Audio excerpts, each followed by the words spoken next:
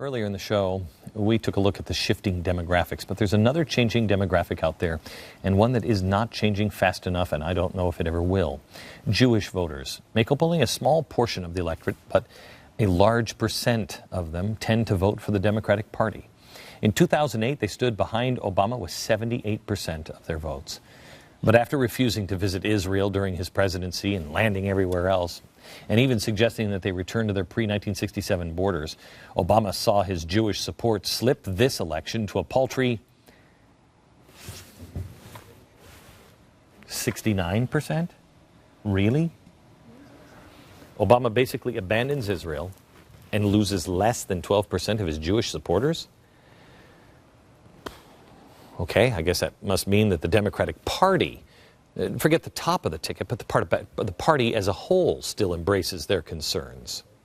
It really mean to me, no more Israel.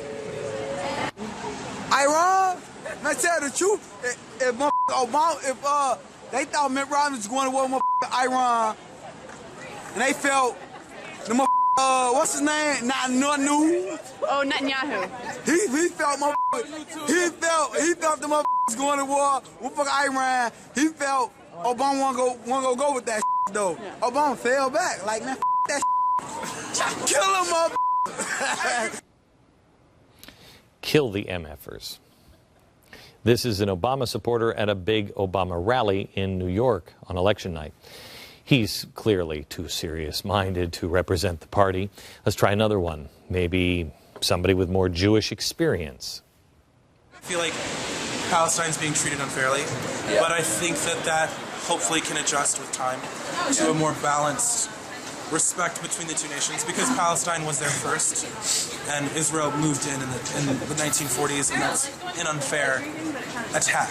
Do you agree with that? Yeah, even speaking as a person who was raised by Jewish parents and kind of still has some Jewish heritage in myself, like, I still think that Israel is being really, they're not in the right in any way, shape, or form. Okay.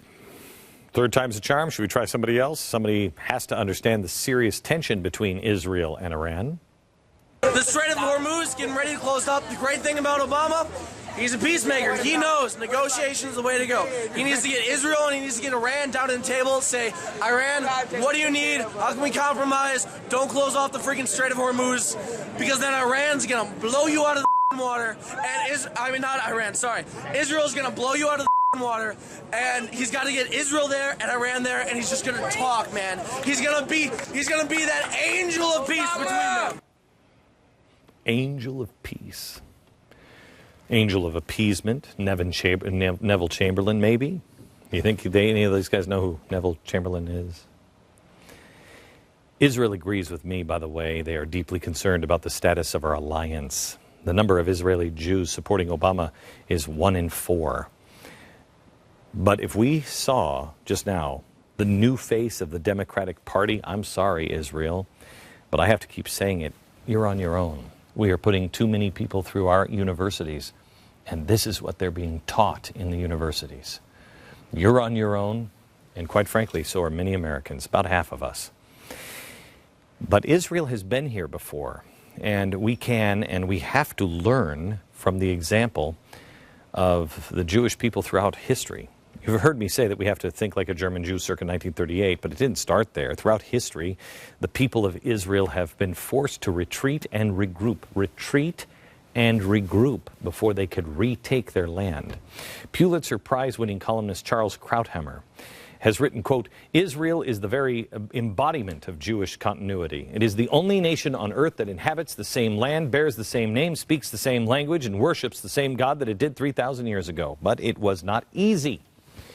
For about 2,500 of those 3,000 years, somebody else ruled over Israel. It took patience, perseverance, and faith to establish and maintain that Jewish continuity.